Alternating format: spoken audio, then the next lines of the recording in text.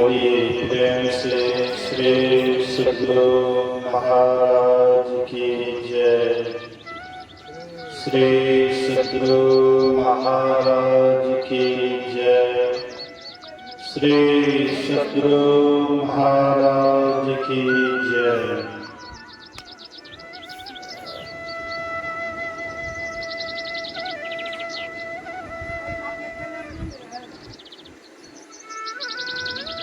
काम बहुत और जीवन थोड़ा, उस पर मन का चंचल थोड़ा। रुक जा प्राणी गाली प्रभु का, सुंदर प्यारा नाम रे। समय बड़ा बलवान रे पगले, समय बड़ा बलवान रे। यह समय बहुत बलवान है।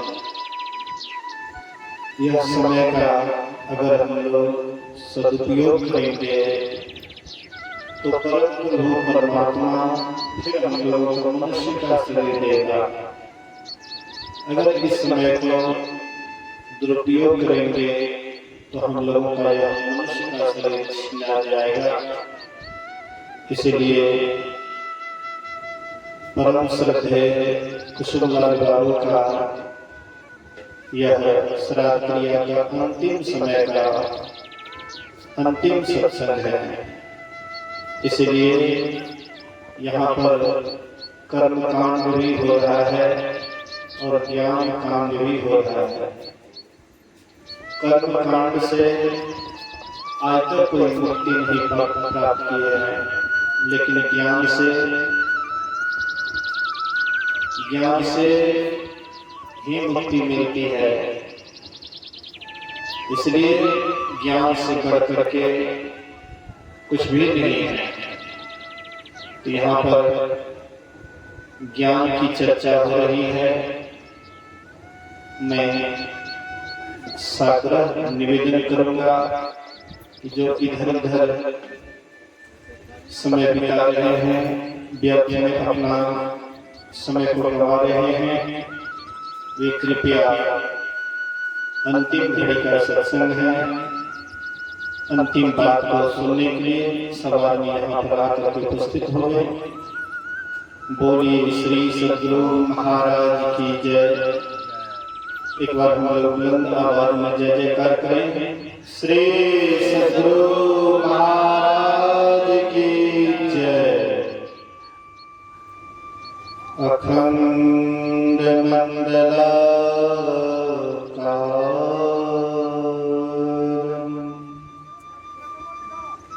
व्याप्तं येन चराचरं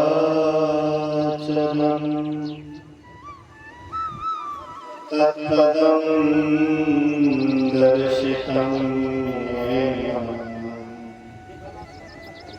तस्मै श्री गुरुवे नमः। धन्य धन्य सद्गुरु सुखद, महिमा कही न जाए। जो कुछ कहा तुम्हारी कृपा, मोते कछो न बसाए। धर्माग्नि प्यारी जनता, आदरणीय माताओं तथा भक्तिमती बहनों, एक दिवसीय संतमत सत्संग का द्वितीय पाली सत्संग में हम लोग उपस्थित हैं। अभी हम लोग सुन रहे थे गोस्वामी तुलसीदास जी महाराज के द्वारा श्री रामचरितमानस सार सटीक सप्तम सोपान उत्तर कांड से पाठ किया गया। जीवन मुक्त ब्रह्म पर चरित सुनहि तज ध्यान, जे हरि कथा न करहि रति, तिनके हिय पाषाण। जो जीते जी ब्रह्म तत्व पा लिए हैं, जो जीते जी मोक्ष पा लिए हैं, जो जीते जी परमात्मा पद को प्राप्त कर लिए हैं, ऐसे संत महापुरुष भी समाधि को छोड़कर, ध्यान को त्याग कर सत्संग से प्रेम करते हैं। और जो सत्संग से प्रेम नहीं करते हैं, उनका हृदय कैसा है? कहते पत्थर। उसका हृदय पत्थर के समान है, जो सत्संग से प्रेम नहीं करते हैं।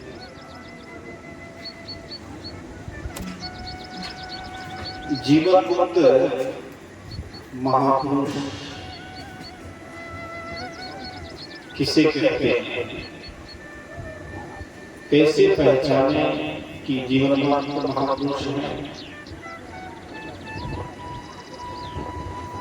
राधा स्वामी संप्रदाय में सबसे पहले आचार्य का नाम शिवदयाल स्वामी थे। शिवदयाल स्वामी आगरा के रहने वाले थे।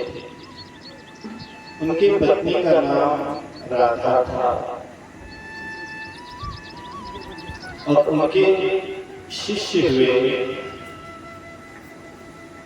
प्रथम जनरल पोस्टमास्टर शालिग्राम साहब। शालिग्राम साहब गृहस्थ आश्रम में रहते हुए भी पहुंचे हुए महापुरुष थे, मतलब अपने गुरु से कम नहीं थे। शालिग्राम साहब शिवदयाल स्वामी के शिष्य थे, उनकी बहुत सेवा सुरक्षा करते थे।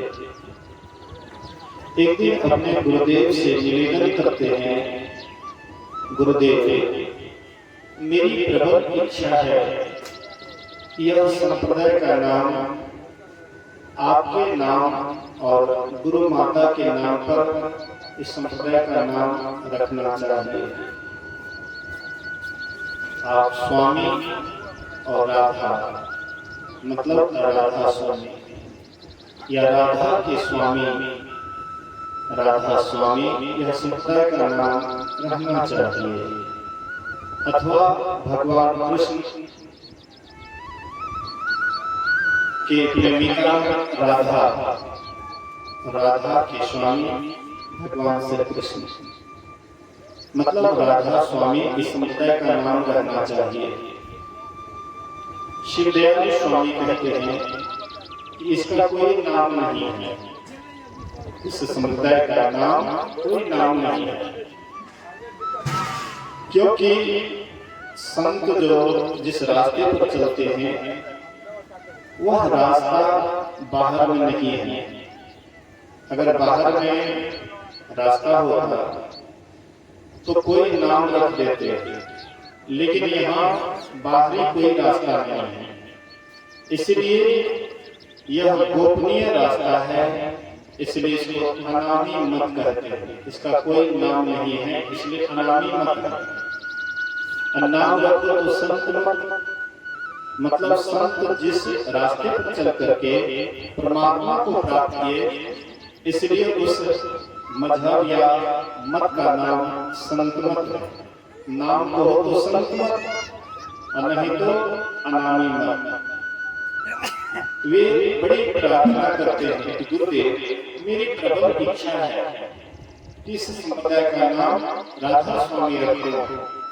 जब विशेष प्रार्थना करते हैं तो कहते हैं अच्छा ठीक है, तुम्हारी जब विशेष इच्छा है तो इसका नाम राधा स्वामी रखना, लेकिन संत मत को भी रहने दें, संत मत को भी हटाना नहीं।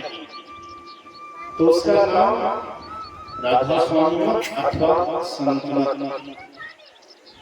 तो जब उनके गुरुदेव शिवदयाल स्वामी शरीर छोड़ दिए तो गुरुगद्दी पर आसीन हुए शालिग्राम साहब। तो शालिग्राम साहब एक दुर्गति पर आसीन थे, बहुत भक्त लोग बैठे हुए थे, सत्संग चल रहा था। संजोग से उनके यहाँ से खबर आ जाता है, कहते महाराज आपका लड़का सख्त बीमार है, आपका लड़का सख्त बीमार है। तो ये कहते हैं किसी अच्छे डॉक्टर से दिखाओ। फिर दूसरे दिन खबर आता है महाराज आपका लड़का बचने वाला नहीं, अंतिम श्वास गिन रहा है। तो कहते हैं कि किसी सर्जन के पास ले जाओ, दिखाओ, सिविल सर्जन के पास ले जाओ। फिर तीसरे दिन खबर आता है कि महाराज आपका लड़का संसार में नहीं है, चल बसा। कहते हैं ले जाकर श्मशान घाट में जला दो। देखिए किसी का लड़का बीमार पड़ जाए और आपको खबर हो कि आपका लड़का बीमार है, क्या आप अभी यहाँ बैठ पाएंगे सत्संग में? कि घर से खबर आ जाए कि आपका लड़का सख्त बीमार है, क्या यहाँ रह पाइएगा? यहाँ से धड़फड़ा करके भागिएगा कि मेरा लड़का बीमार है, क्या हो गया, नहीं हो गया। लेकिन वे कैसे थे? शिवदयाल स्वामी कैसे थे? शालिग्राम साहब कैसे थे? कि खबर आता है कि आपका लड़का बीमार है, तो कहते हैं किसी अच्छे डॉक्टर से दिखाओ।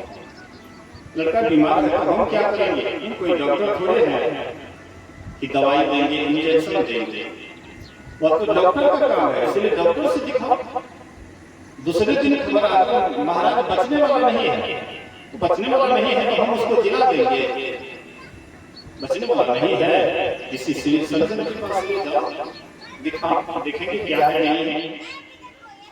तीसरे दिन खबर आता है महाराज संसार से चल बसा।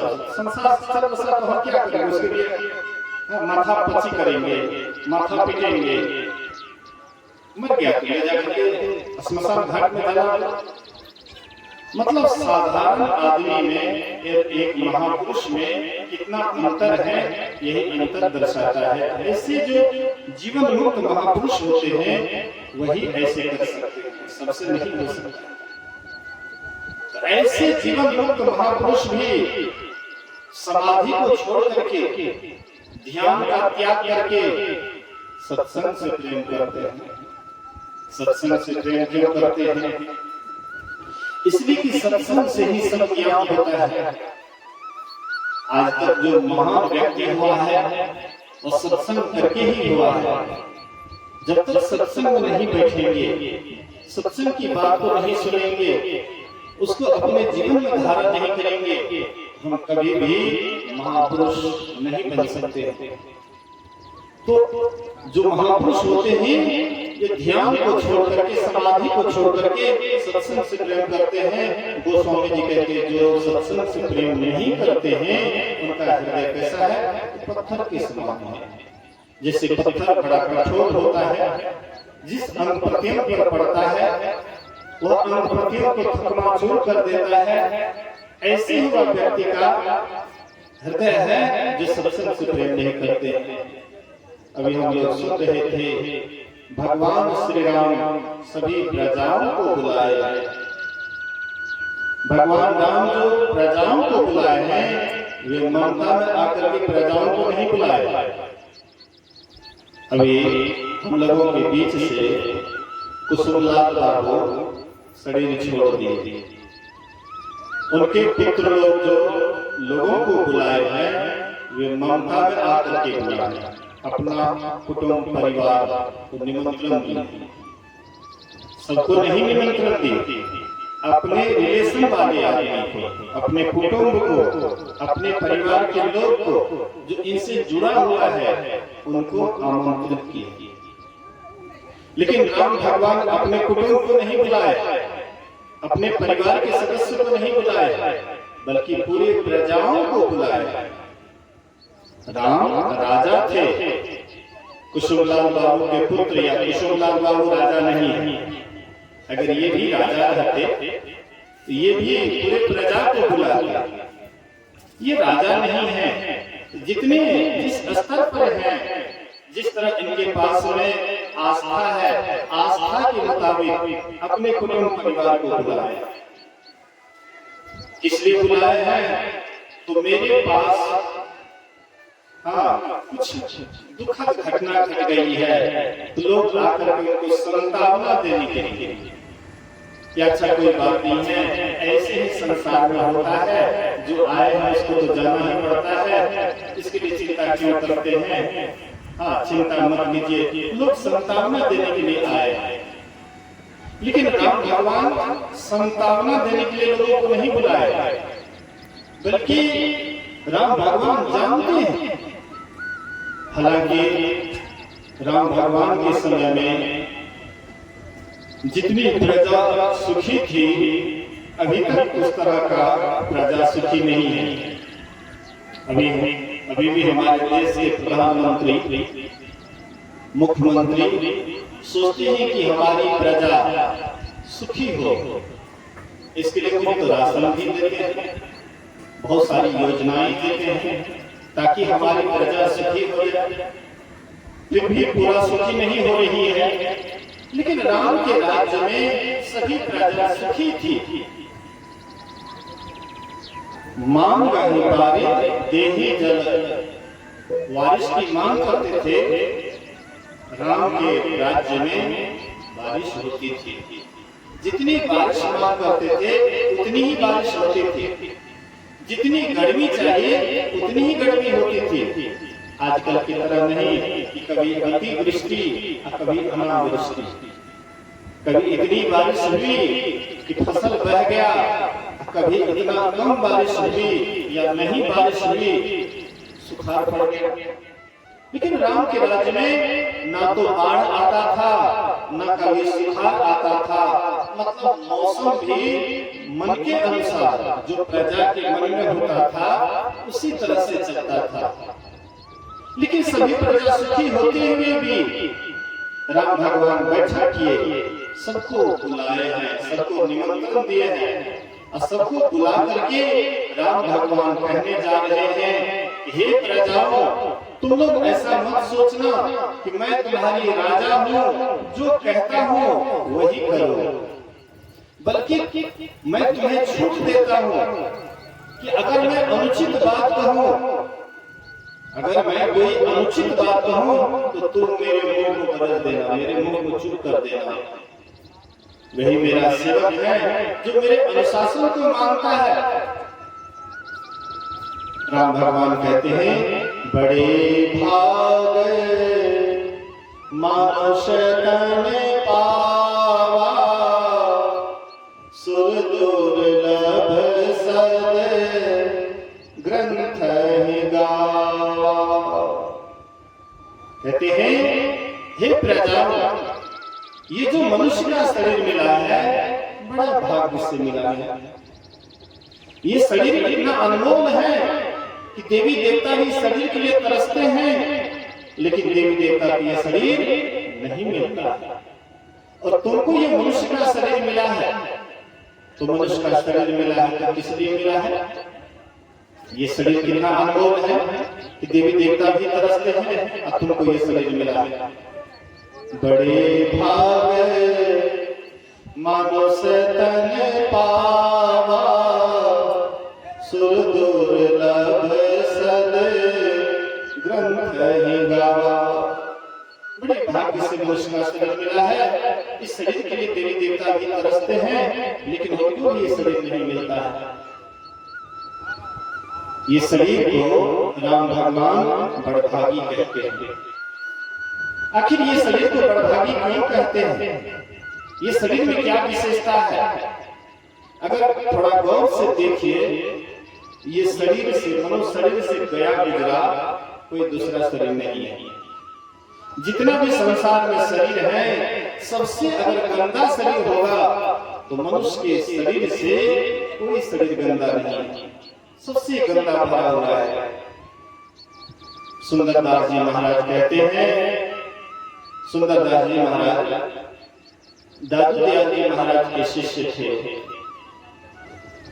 सुंदरदास जी महाराज पूर्व जन्म में भी दादू दयाल जी महाराज के ही शिष्य थे। उनका नाम था जग्गा। तो ये जग्गा एक दिन गए, पहले के लोग सूत मांगते थे, सूत मांग करके लाते थे, कपड़ा बीन करके पहनते थे। तो जग्गा जी गए सूत मांगने के लिए, तो टेर लगाते हैं 2 माई सूत, 2 माई सूत, 2 माई सूत। एक माई आती है और कुछ अधिक सूत उनके झोले में डालते हुए कहते लो बाबा सूत। तो जग्गा जी महाराज के मुंह से निकल जाता है लो माई सूत। बोले कि लो बाबा सूत, इनके मुंह से निकल जाता है लो माई सूत। माई बड़ी प्रसन्न हुई, अंदर जाती है और अधिक सूत ला करके बाबा के झोले को भर दिए। बाबा तो गदगद हो गए, कितना घर मारते थे, इतना सुख नहीं होता था, आज तो एक ही घर में झोला भर गया। बड़ा प्रसन्न पूर्वक गए गुरुदेव के पास और कहते गुरुदेव आज देखिए एक ही घर में झोला भर गया। कहते बेटा कोई कारण होगा। कहते हैं कि हाँ, मैं जब तेल लगाया कि 2 माई सूत, 2 माई सूत, तो वह माई आई, कुछ अधिक सूत मेरे झोले में डाल दिए। कहते लो बाबा सूत, तो मेरे मुंह से निकल गया लो माई सूत। कहते तुमसे बड़ा गलती हो गया। अरे एक जन्म को कौन कहे, वह माई 7 जन्म तक पास रहती, लेकिन अब तुम्हारे मुंह से आशीर्वाद निकल गया, मृषा हो ही देवी शिवानी।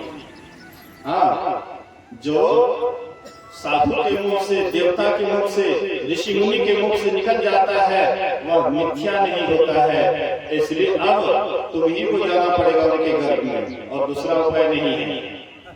तुम्हारे मुंह से गलती निकला है, अब तुम्हीं को जाना पड़ेगा। कहते गुरुदेव अब तो जो होने का था हो गया, अब तो मेरी गलती हो गई और मुझे जाना ही पड़ेगा।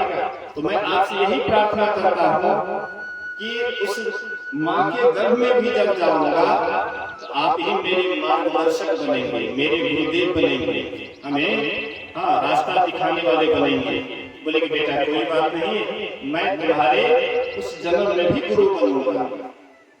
आशीर्वाद देते हैं। जग्गा जी पहले वाला शरीर छोड़ दिए और वह माई के गर्भ में गए। 9-10 महीने के बाद माई प्रसव करती है। जब बरही का समय होता है, छठिहार बरही का, तो दादू दयाल जी महाराज को निमंत्रण देकर के बुलाया। कहते गुरुदेव इसका नामांकन कर दीजिए। दादू दयाल जी महाराज के हाथ में दिए बच्चा को, गोद में दिए। दादू दयाल जी महाराज वह बच्चा को लेते हैं और देख करके कहते आहा बच्चा बड़ा सुंदर है, इसलिए आज से यह बच्चा का नाम रहेगा सुंदरदास। उस दिन से उसका नाम पड़ गया सुंदरदास। वही सुंदरदास जी महाराज बड़े अच्छे विद्वान महात्मा हुए, हिंदी के बड़े अच्छे विद्वान महात्मा हुए सुंदरदास जी महाराज। वे सुंदरदास जी महाराज कहते हैं जा शरीर माही तो अनेक सुख मानी रही हो, ताही तो विचार या में कौन बात भली है। मेद मज्जा मांस रग रग में रक्त भरी हो, पेट मुंह पिटारी सी में छोड़ छोड़ मलो है। मुख हाड़न के नैन ना, हाथ पांव सोर सहारन की नली है। सुंदर याही देखी जनी भूले कोई, भीतर भगार भरी ऊपर से कली है। जा शरीर माही अनेक सुख मानी रही हो। जिस शरीर में हम अनेक सुख मान रहे हैं, खाने में, पीने में, ओढ़ने में, पहनने में, हर तरह से सुख मान रहे हैं। कहते थोड़ा इसमें विचार करो कौन बात भली है। मेद मज्जा, ये शरीर कौन से बना हुआ है? मेद मज्जा मांस रग रग में रक्त भरा हुआ है। पेट मुंह पिटारी से में थोड़ थोड़ मलो है।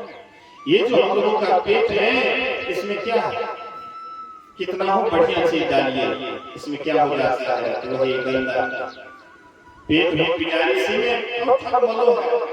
मुख हाड़न के नए ना, हाथ पांव सोर सहारन की नली है। सुंदर याही देखी जनी भूले कोई, भीतर बगाड़ भरी ऊपर से कली है। एक शिष्य अपने गुरुदेव, एक गुरुदेव अपने शिष्य को कुछ रुपया दिए और बोले कि बेटा जाओ बाजार, अब बाजार से खराब वस्तु खरीद करके लाओ। तो शिष्य गए बाजार, एक सेठ जी को कुछ पैसा देते हुए कहते हैं, सेठ जी हमको खराब वस्तु दीजिए, खराब सामान दीजिए। सेठ जी कहता है, अरे मूर्ख कहेगा, मेरे सामान, मेरे पास जो भी सामान है वो बढ़िया बढ़िया सामान है, यहाँ पर खराब सामान नहीं है, खराब वस्तु नहीं, जाओ यहाँ से भागो। बेचारे दूसरे दुकानदार के पास गए, उनसे भी कहते हैं कि खराब वस्तु दो, खराब सामान दो। ये दुकानदार भी झुंझला करके कहते हैं, मूर्ख कहेगा, मेरे पास जो भी सामान है बढ़िया सामान है, यहाँ से भागो। दो चार दुकान पर गए, फटकार पा करके बेचारे अंत में निराश लौट रहे थे। एक बढ़िया रास्ता था, तो इधर से जैसे जा रहे थे उधर से कोई सज्जन आ रहे थे। अब कुछ देखते हुए कोई चीज पर दृष्टि पड़ा, देखते हुए नाम से कहते, छी छी छी बड़ा खराब वस्तु है। तो शिष्य सोचा कि हमको तो गुरुदेव बोले थे खराब सामान लाने के लिए, खराब वस्तु लाने के लिए, शायद वह खराब वस्तु हमको मिल गई। उनके पास गमछी था, गमछी बिछाए वह खराब वस्तु हाथ से उठाना चाहते हैं। जैसे वह खराब वस्तु हाथ से उठाना चाहते हैं, उस वस्तु से आवाज निकलती है, अरे मूर्ख, तुम मुझे खराब वस्तु समझ रहे हो। एक दिन में रसगुल्ला पेड़ा के रूप में था, तो मुझे शीशा में बंद करके रखा था। एक दिन में फल फूल के रूप में था, तो मुझे पेटारी में बंद करके रखा था।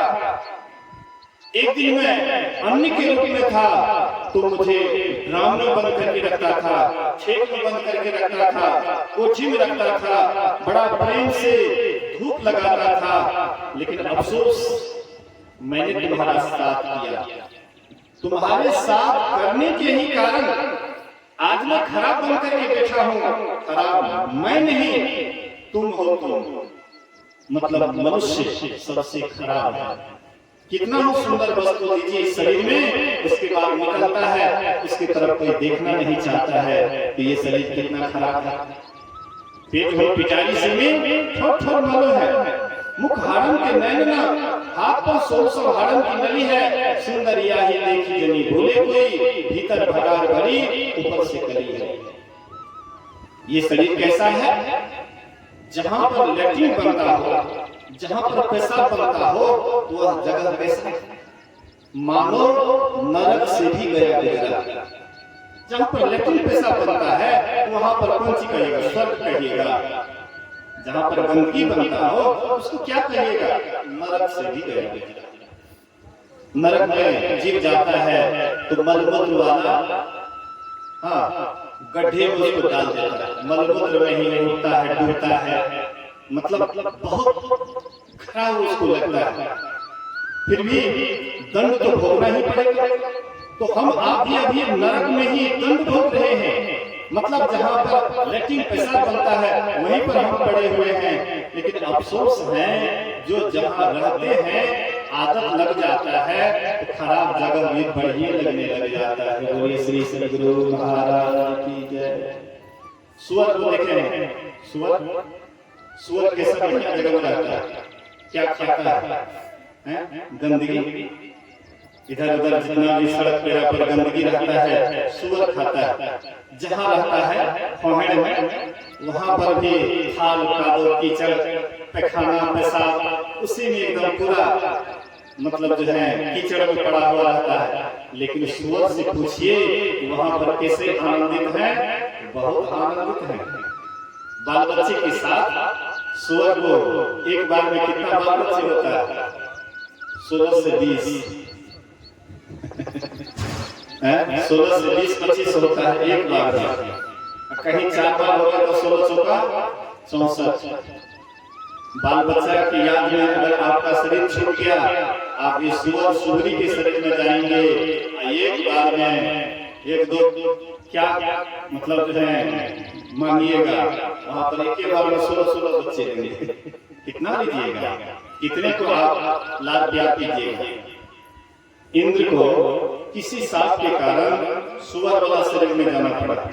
भगवान इंद्र को किसी कारणवश शाप मिलने के कारण वे सुअर के शरीर में गए, लेकिन इंद्र सुअर के शरीर में भी बड़े मस्त थे।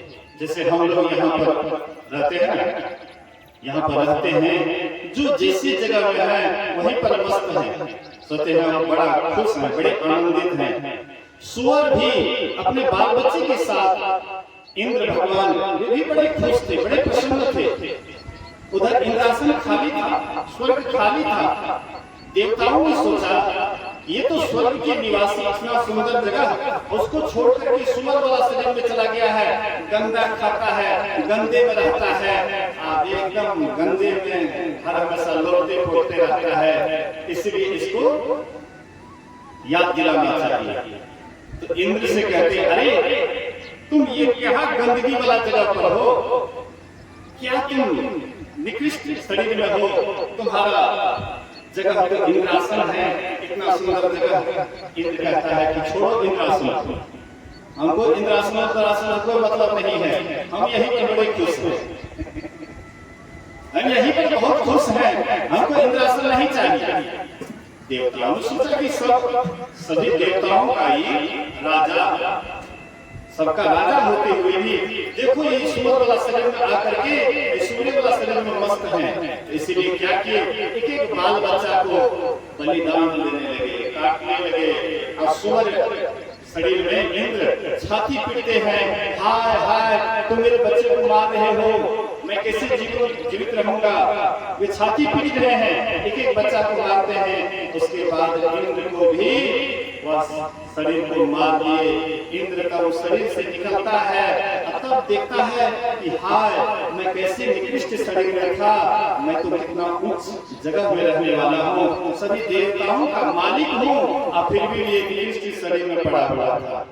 जब तक शरीर में था तब तक उसको बहुत बढ़िया लग रहा था, शरीर से निकलने के बाद होश आया। ऐसे हम आप भी जो शरीर में हैं, जहाँ पर लेटरिन पेशाब बनता है वहाँ पर हम बड़े मस्त हैं। इसलिए संत कबीर साहब कहते हैं, इसलिए राम भगवान कहते हैं ये शरीर हाँ बड़े भाग्य से मिला है। और इसको सुंदरदास जी महाराज कहते हैं ये शरीर सबसे गया गुजरा है, ये नरक से भी गया गुजरा है। लेकिन कबीर साहब कहते हैं कि जहाँ कीचड़ होता है वहीं पर कमल खिलता है, जहाँ पर नरक होता है, नरक की यातना जब यह जीव को दिया जाता है तब उसको स्वर्ग का याद आता है। नरक से ही स्वर्ग का याद आता है, दुख में ही सुख का स्मरण होता है। अगर दुख आपके माथे पर नहीं आए आप कभी सुख को याद नहीं कीजिएगा। दुख को सही सही महसूस वही करेगा जो सुख को वही सही सही महसूस करेगा जो दुख को झेला है। विद्यार्थी जो दुख को झेलते हैं वही विद्यार्थी एक दिन कुछ न कुछ आगे बढ़ करके कोई बड़ा नौकरी लेकर के आता है और फिर उसके जीवन में सुख मिलता है। ऐसे ही पहले दुख उठाना पड़ता है, उसके बाद सुख आता है। दुख है बड़ा भाई और सुख है छोटा भाई। इसलिए कबीर साहब कहते हैं ये मानव तन अनमोल, देखो अंतर का पट खोल। यह मानव तन अनमोल, देखो अंतर का पट खोल। लेकर ज्ञान तराजू तोल रे, अभागा मन मारे, अभागा मन मार।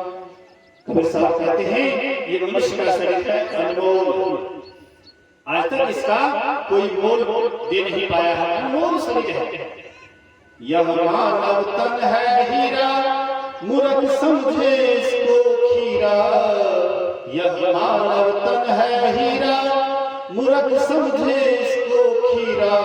हमरा देख देख आवे पीरा रे, अभागा मन मारे, अभागा मन मार।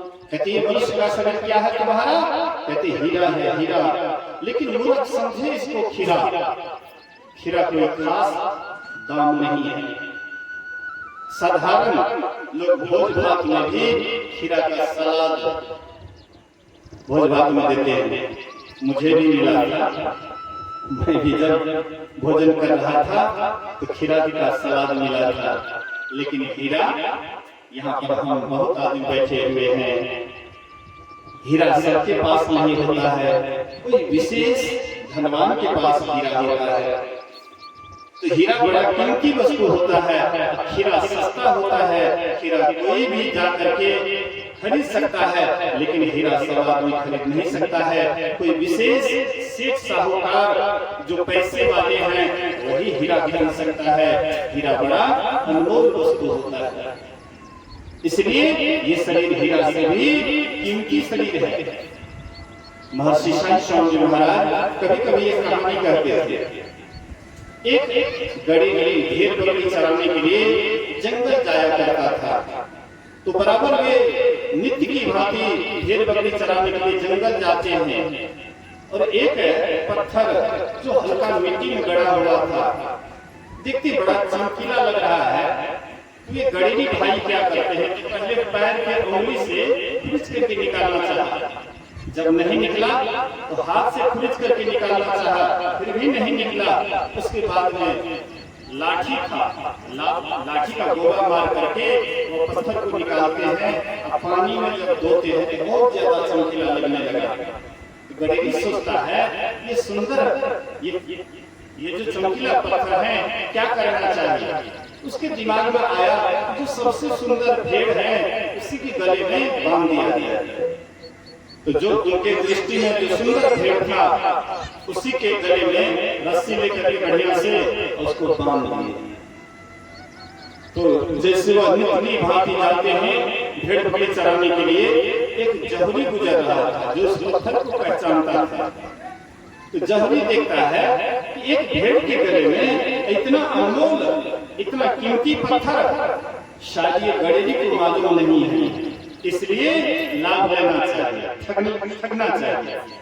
तो वह जहुरी कहता है गड़ेरी भाई से, एक गड़ेरी भाई, अरे ये पत्थर हमको 500 रुपया में दे दो।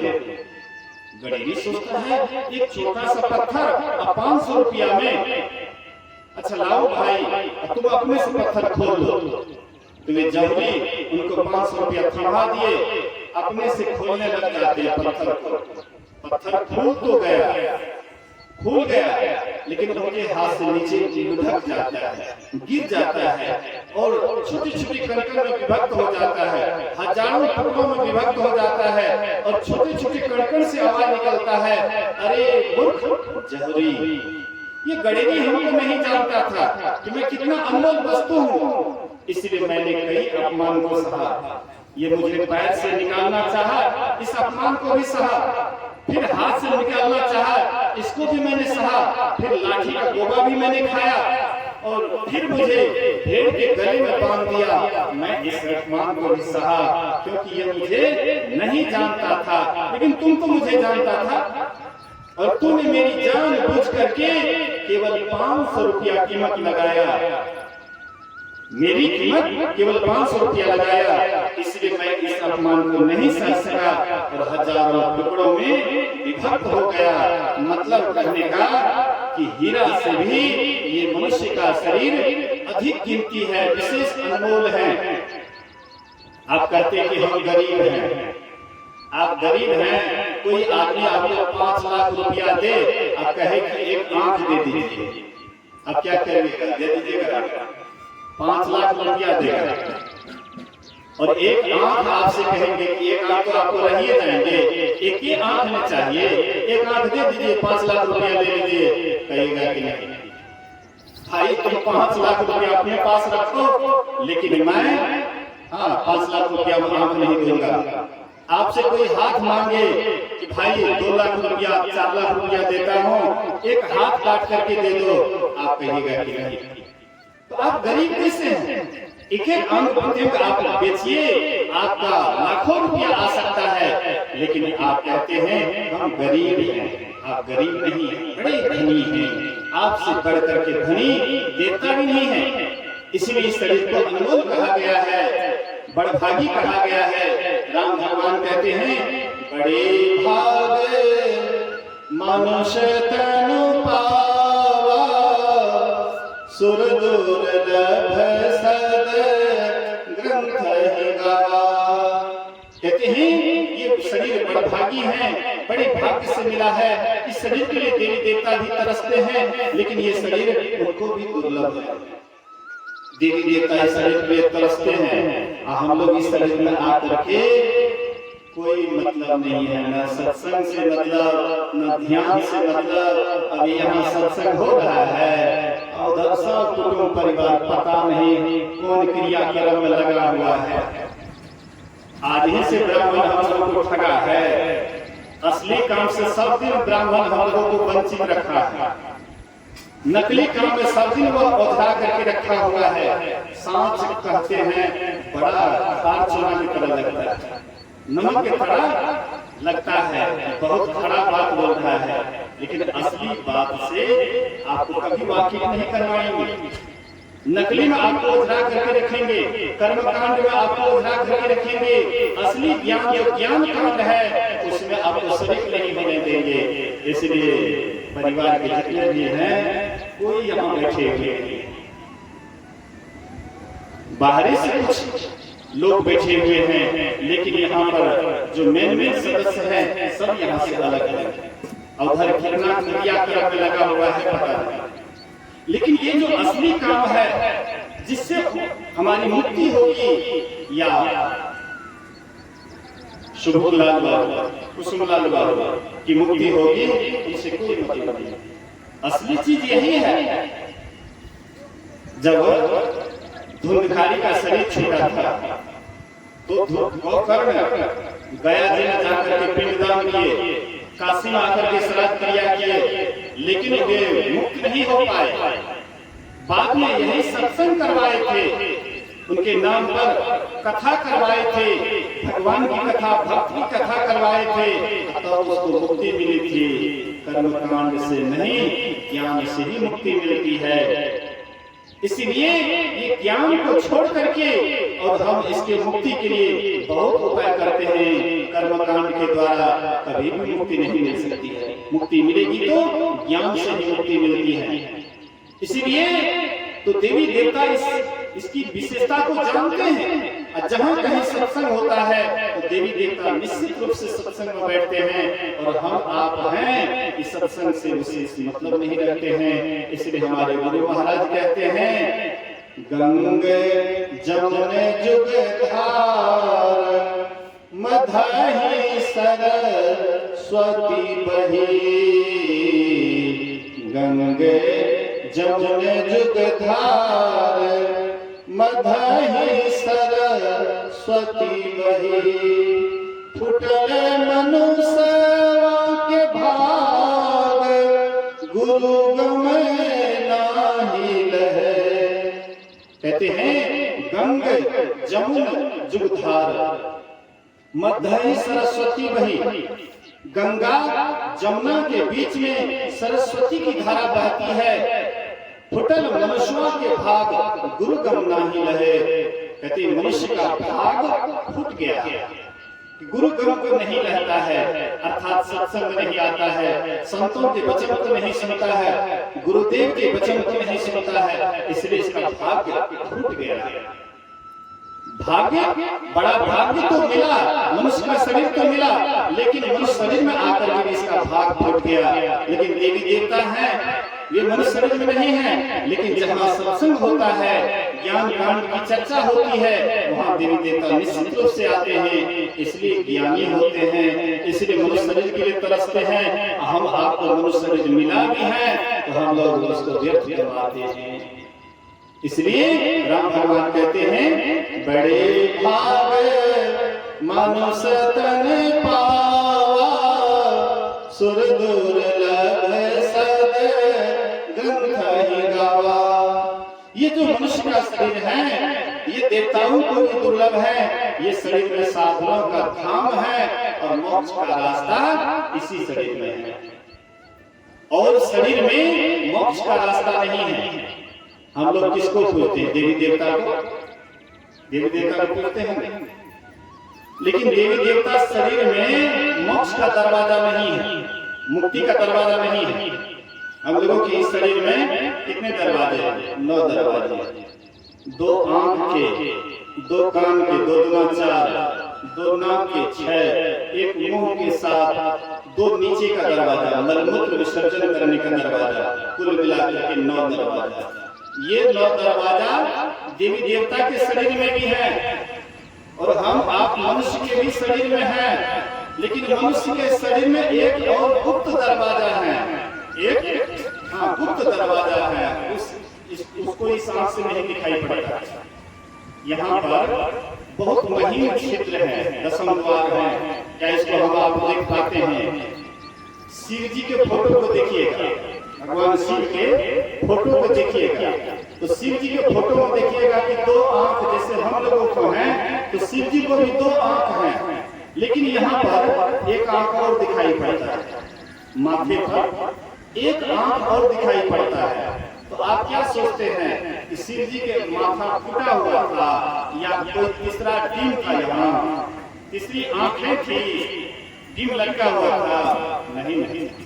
जैसे हम आपका माथा प्लेन है, वैसे शिव जी का भी प्लेन था, लेकिन उन्होंने ध्यान किया, उन्होंने साधना की, साधन धाम को जान करके, युक्ति को जान करके ध्यान किए, तब ये 10वां द्वार उसका खुल गया। तब शिव जी सरी नयन उखारा, चितवत काम भयं जरि छाड़ा। जब शिव जी का तीसरा नेत्र खुला तो कामदेव जल करके भस्म हो गया। हम आपके पास भी ये तीसरा नेत्र है, हम आपका भी जिस दिन वो तीसरा नेत्र खुल जाएगा, कामदेव जल करके भस्म हो जाएगा। आपके अंदर विषय वासना की तरफ आकर्षण नहीं रहेगा। विषय वासना की तरफ आकर्षण तब तक है जब तक आप 9 दरवाजे में हैं। 9 दरवाजे में रहिएगा, काम क्रोध आदि विकार सताते रहेगा।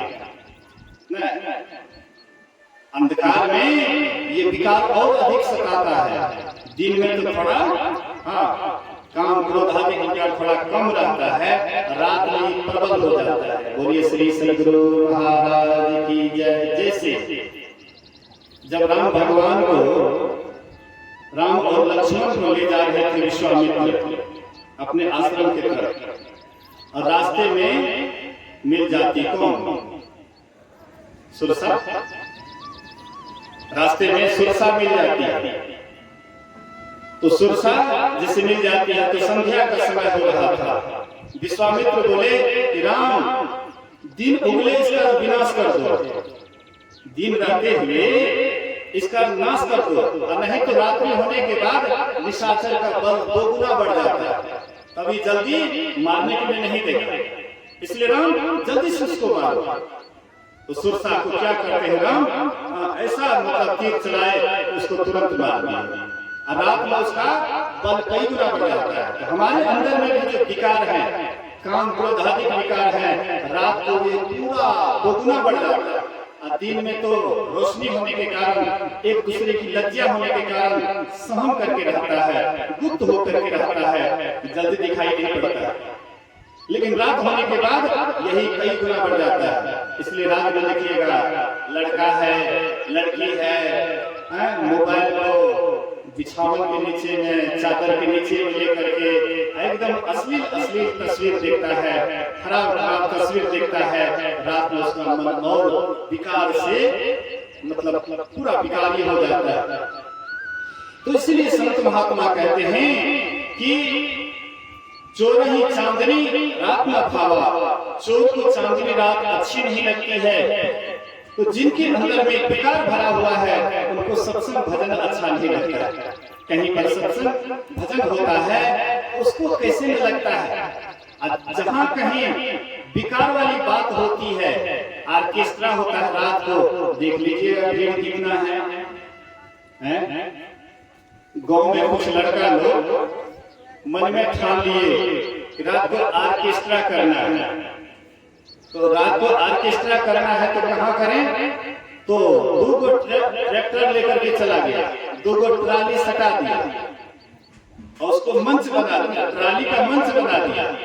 अब कहीं पर कोई अनाउंस नहीं किया, कानों कान मोबाइल से खबर हो जाता है, रातों रात काफी भीड़ हो गया। बीच बात में काफी भीड़ हो गया ऑर्केस्ट्रा देखने के लिए। सत्संग में कितना निमंत्रण दे दीजिए, कितना कह दीजिए भाई फलाने के यहाँ सत्संग है, चलो सारी व्यवस्था है, खाने पीने के लिए भी, बिछावन के लिए भी पूरी व्यवस्था है, लेकिन इधर आना नहीं चाहते हैं, इसलिए कि अंदर में कोई और चीज बसा हुआ है। जिनके हृदय हरि नाम बसे, तिन और का नाम लिया ना लिया रे। जिनके हृदय हरि नाम बसे, जिनके अंदर में परमात्मा निवास करता है, वह जहाँ कहीं भी सत्संग की बात सुनते हैं, बिना निमंत्रण के भी वे वहां पहुंच जाते हैं। लेकिन जिनके अंदर में काम बसा हुआ है, जहाँ कहीं भी काम की चर्चा होती है, दौड़ करके वहां चले जाते हैं। आजकल अष्टजाम में भी लड़की पार्टी आता है, काफी भीड़ होती है। डांस हालांकि कोई खास नहीं करता है, जैसे युवक डांस करते हैं, लड़का लोग डांस करते हैं, वैसे वो भी लड़की होकर के करती है। लेकिन उसको देखने के लिए काफी भीड़ हो जाती है कि नेपाली आई है, अष्टजाम करने वाले रुपया भी जड़ लेते हैं, काफी भीड़ होती है। कोई खास तो देख भीड़ किस चीज की होती है, मतलब किसी न किसी प्रकार से हमारे अंदर में काम का आकर्षण है, राम का आकर्षण नहीं है। राम का आकर्षण होता तो जहाँ राम की चर्चा होती है वहां पर आप पहुंच जाते, लेकिन वहां पर आप राम की चर्चा में नहीं जाते हैं। आप नाम होता है, छाप होता है राम, लेकिन अंदर से होता है काम। बाहर से रहते हैं राम हरे राम हरे राम, रामधुनी गाते हैं, लेकिन तर्ज क्या होता है फिल्मिस्तान का। अंदर से काम की खोज है, बाहर से राम का नाम ले रहे हैं, मतलब भीतर कुछ और बाहर कुछ और। अगर अंदर से आपको राम से काम होता तो जहाँ पर राम धुनी होती है वहां पर चाहे नटंगी हो या नहीं हो, वहां काफी भीड़ हो जाएगी। पहले लोग कहीं पर अष्टजाम होता था, कहते थे अरे फलाना गवैया आया है, बहुत सुंदर राम धुनी गाते हैं, चलो सुनने के लिए। पहले के लोग कहते थे फलाने गायक आए हुए, बड़ा सुंदर गाते हैं, बड़ा गायन सुंदर है, चलो बड़े अच्छे गायक हैं।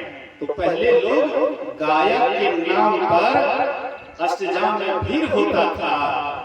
आज गायक के नाम पर भीड़ नहीं होता है, आज नाचनिया के नाम पर, डांसर के नाम पर भीड़ होता है। देख लीजिए कितना परिवर्तन हो गया है। मतलब जैसे जैसे लोग पढ़े लिखे होते हैं, जैसे जैसे पढ़े लिखे होते हैं लोग, वैसे वैसे और काम के ही शिकार होते जाते हैं। जैसे जैसे आपके पास हमारे पास धन बढ़ता है, पहले राजे महाराजे लोग क्या करते थे, बहुत सारी मतलब जो है अपने यहाँ रखते थे, वेश्या को रखते थे, उसको नचाते थे, उससे गवाते थे। आज राजा महाराजा नहीं है, लेकिन हमारे पास में 2 पैसा हो जाता है तो हम वहाँ पर नचनिया को ला करके, लड़की को मंगा करके उनसे नचाते हैं, गवाते हैं। तो क्या अंतर पड़ गया? कहीं पर ना, आप कहीं पर मेला लगाते हैं, अब मेला में भीड़ नहीं होती तो ऑर्केस्ट्रा करवा देते हैं, काफी भीड़ हो जाती है। इसलिए महापुरुष कहते हैं, संत महात्मा कहते हैं कि असली चीज राम की तरफ चलना है। तो ये शरीर जो है राम की तरफ जाने के लिए मिला है। ये शरीर साधना का धाम है, इसी में मोक्ष का रास्ता है। और इस शरीर को पा करके जो मोक्ष के रास्ता पर नहीं चलता है, अंत में उसी को पछताना पड़ता है। कहते हैं साधन धाम मोक्ष कर द्वारा, पाई न जेहि पर लोक सवारा।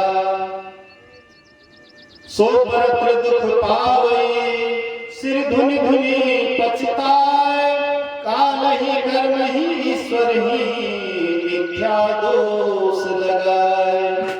ये मनुष्य का शरीर मिला है।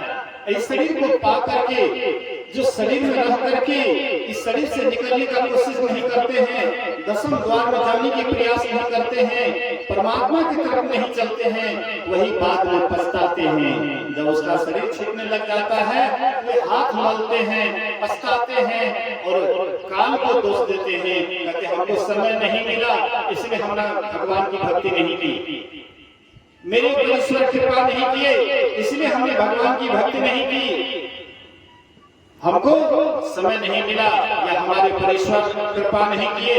लेकिन ये सब झूठी बात है। काल ही कर्म ही, हमारे कर्म में ही नहीं लिखा हुआ था भगवान की भक्ति, हम कैसे करें। लेकिन परमात्मा आपको कोई कर्म करने से रोकता नहीं है। आप जो कर्म कीजिए, अच्छा कर्म कीजिए या बुरा कर्म कीजिए, परमात्मा कभी आपको नहीं रोकते, आपको स्वतंत्र छोड़ दिए हैं। परमात्मा अगर आप अभी सत्संग नहीं आएंगे तो परमात्मा थोड़े कहेंगे तुम सत्संग में चले जाओ। अगर आप सत्संग नहीं आकर के आप वेश्या के ही पास जाएंगे तो परमात्मा रोकेंगे, तुम वेश्या के पास काहे जा रहे हो। मतलब अच्छा कर्म करो या बुरा कर्म करो, परमात्मा को उससे कोई मतलब नहीं है। लेकिन जैसा कर्म करोगे वैसा फल देगा भगवान। ये है गीता का ज्ञान। तो काल ही कर्म ही ईश्वर ही, झूठी दोष हम ईश्वर को लगाते हैं। इसलिए ये शरीर हम पा करके जिधर जाना चाहें उधर हम आराम से जा सकते हैं। महाभारत की एक उपाख्यान है। एक मुद्गल ऋषि थे। तो मुद्गल ऋषि अपना जीवन यापन के लिए क्या करते थे, तो किसान जब फसल काट करके खेत से ले आते थे, उसके बाद जब फसल कुछ गिर जाता था खेत में, तो ये मुद्गल ऋषि एक एक दाना को चुन करके लाते थे, अपने पत्नी को देते थे। पत्नी उसको झाड़ फूक करके बढ़िया से साफ सुथरा करके उसको सत्तू पिसा करके या भोजन बनाते थे। लेकिन 15 दिन में एक ही दिन उसके यहाँ चूल्हा पर हंडी चढ़ता था, 15 दिन में एक दिन। लेकिन बड़े प्रसन्न थे, बड़े खुश थे, बड़े मतलब जो है संतोषी थे। तो एक बार ऐसे ही भोजन बन करके तैयार हुआ तो उधर से दुर्वासा ऋषि आ गए और बोले कि हमको भोजन कराओ, बहुत जोर से भूख लगी है। तो मुद्गल ऋषि अपने हिस्सा का भोजन दे दिए, कहते पेट नहीं भरा और लाओ।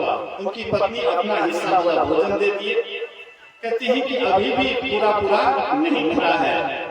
उसका बेटा था वो भी अपना हिस्सा दे दिए भोजन, बोले अभी भी थोड़ा कसर है। उसकी पुत्र वधू भी अपने हिस्सा का भोजन दे दिए, कहते आप पेट भर गया, मतलब पूरा का पूरा भोजन कर लिए तब पेट भर गया। फिर दोबारा भोजन बन करके तैयार हुआ, महीना दिन के बाद भोजन बन करके तैयार हुआ। फिर दुर्वासा ऋषि आ गए और बोले कि भोजन कराओ, बहुत जोर से भूख लगी है। जितना भी भोजन बना हुआ था सब चट कर गए, बोले कि आप पेट भर गए। और इस तरह से 6 बार किए, मतलब 3 महीने तक मुद्गल ऋषि के परिवार में किसी के मुंह में एक अन्न का कण नहीं गया था। लेकिन फिर भी बड़े प्रसन्न थे, बड़े खुश थे। एक परिवार में आप देखेंगे कि भोजन बना हुआ है, अतिथि आ जाता है, मेहमान आ जाता है, पहले उसको भोजन करा देते हैं, सोचते हैं कि बाद में होगा तो कर लेंगे, नहीं तो भूखे रह जाएंगे। लेकिन मेहमान भूखे नहीं रहना चाहिए। अतिथि देवो भव, अतिथि देवता के समान होता है। इसलिए मेहमान की सेवा अपना भूखे रह करके भी मेहमान की सेवा करते हैं और बड़े खुश रहते हैं। तो मुद्गल ऋषि भी अतिथि की सेवा करके बड़े खुश थे। दुर्वासा ऋषि कहते हैं कि लोग इसी पेट के लिए झूठ बोलते हैं, चोरी करते हैं, नशा हिंसा पे विचार करते हैं, मतलब ये पेट के लिए ही लोग पाप पर पाप करते हैं। लेकिन तुम्हारे परिवार में एक अन्न का कण भी 3 महीना से नहीं गया, लेकिन तुम लोग बड़े प्रसन्न हो, ऐसे क्यों? बोले गुरुदेव आपकी सेवा करते हैं हम लोगों को बड़ी शांति मिलती है। बोले कि वाह, मैं तुम्हारी सेवा से बड़ा खुश हूँ, इसलिए मैं अभी तुरंत स्वर्ग से विमान मंगाता हूँ और पूरे परिवार को स्वर्ग भेजता हूँ। तुरंत आवाहन किए, देवदूत विमान लेकर के आ गए और कहते महाराज क्या आदेश है? बोले कि मुद्गल ऋषि के पूरे परिवार को तुम स्वर्ग ले जाओ। मुद्गल ऋषि से देवदूत प्रार्थना करते हैं महाराज चलिए आपके लिए स्वर्ग खाली है। मुद्गल ऋषि सोचते कहीं जाने से पहले वह जगह के संबंध में ठीक ठीक जानकारी ले लेनी चाहिए, नहीं तो कहीं जाने के बाद में पछताना नहीं पड़े। तो कहते हैं कि कहो तुम्हारे स्वर्ग में क्या क्या लाभ है और क्या क्या हानि है? बोले कि मेरे स्वर्ग में लाभ की बात तो बस मत पूछिए।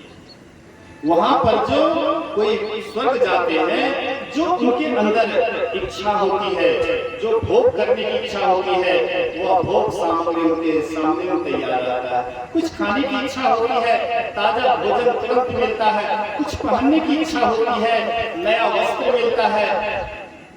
कोई फूल का माला पहनते हैं, कभी कुम्हलाता नहीं है, हर हमेशा सुगंधित रहता है, ताजा रहता है। घूमने के लिए विमान मिलता है, बिना डीजल पेट्रोल का, बिना खर्च वाला विमान मिलता है। वह मन की गति से चलता है। आपकी इच्छा जहां होगी चलने की, वे विमान आपको तुरंत वहां पहुंचा देंगे।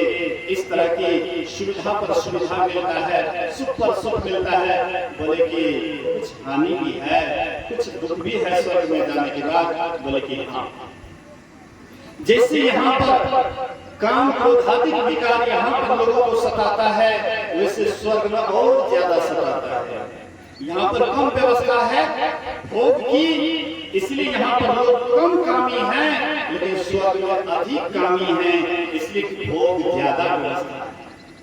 पहले के राजे महाराजे राजकुमार लोग एक नंबर के भोगी होते थे। क्यों भोगी होते थे? उनके पास में सारी व्यवस्था होती थी, इसलिए एक नंबर के भोगी होते थे। आपके हमारे पास उस तरह की व्यवस्था नहीं है, इसलिए मजबूर हैं, लेकिन भीतर से भोगने की इच्छा है। तो स्वर्ग में जैसे आपकी इच्छा होगी, ये सारी मनोकामना आपका पूरा होगा, पूरा सामग्री आपके पास रहेगी। लेकिन वहां पर भी आपको विकार सताता है, वहां पर भी ईर्ष्या द्वेष होता है, एक दूसरे से जलन होता है, एक दूसरे के प्रति ईर्ष्या होती है, एक दूसरे को मारने मिटने के लिए तैयार रहता है। जैसे यहाँ वैसे वहां भी मुद्गल ऋषि कहते हैं जहां जाने के बाद सुख दुख लगा ही रहेगा, हानि लाभ लगा ही रहेगा, तो वहां जाने से क्या लाभ? हमको तो ऐसी जगह जाना चाहिए जहां जाने के बाद सुख ही सुख मिले, दुख का मुख देखना नहीं पड़े। जहां जाने के बाद कल्याण ही कल्याण हो और कल्याण का मुख नहीं देखना पड़े, ऐसी जगह में हमें जाना है। मुद्गल ऋषि दुर्वासा ऋषि के चरण को पकड़ लेते हैं और कहते गुरुदेव आप हमको कहाँ भेज रहे हैं?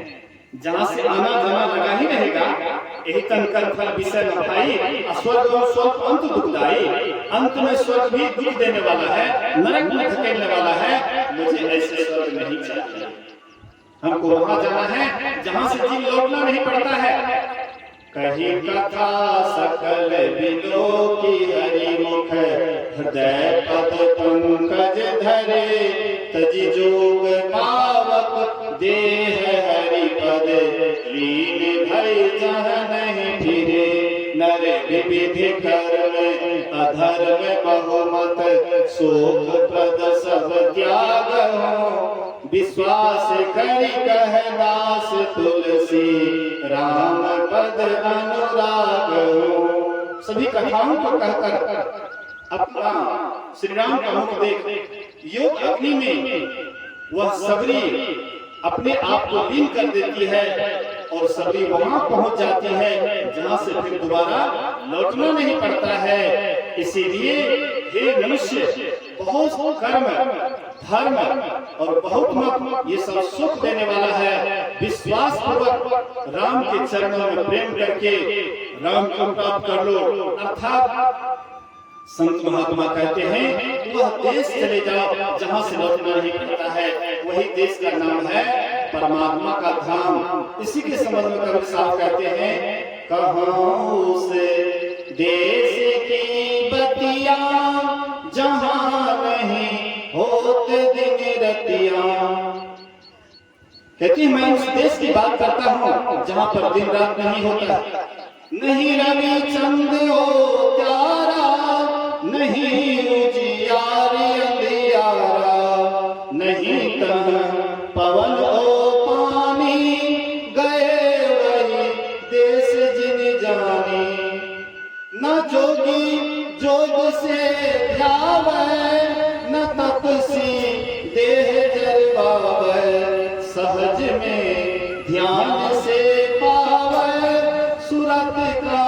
खेल जही आवे, मंदिर में दीप बहुबारी, नयन बिनु भई अंधियारी, कबीरा देश है न्यारा, लखे कोई राम का प्यारा। कहते हैं मैं इस देश की बात करता हूँ जहाँ पर दिन रात नहीं होता है, जहाँ पर न पवन है, न पानी है, न दिन है, न रात है, न उजियारा है, न अंधियारा है, मतलब जहाँ परम प्रभु परमात्मा खुद निवास करते हैं और वहाँ जाने के बाद यह जीव लौटता नहीं है, वही मेरा परम धाम है। इसलिए मुद्गल ऋषि कहते हैं मुझे वही रास्ता बतलाइए। दुर्वासा ऋषि कहते हैं इसके लिए तो ध्यान करना पड़ेगा।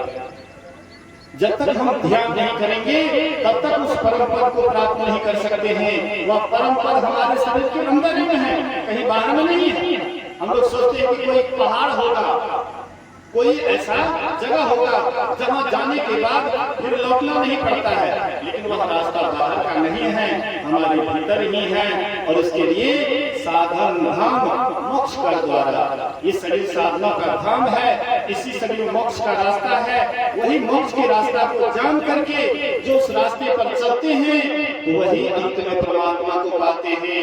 नदी किनारे घर किया, कर्जा करी करी खाए, कर्जदार जब मांगन आवे तो घुसक नदी में जाए। नदी किनारे में घर कर लिए हैं, कर्जा करके खा रहे हैं, कर्जा मांगने वाला जब आपके पास आया हिसाब किताब लेने के लिए तो घुसक नदी में जाए। आप नदी में घुस गए, फिर भी कर्जा मांगने वाला बेचारा हाथ मल करके लौट गए।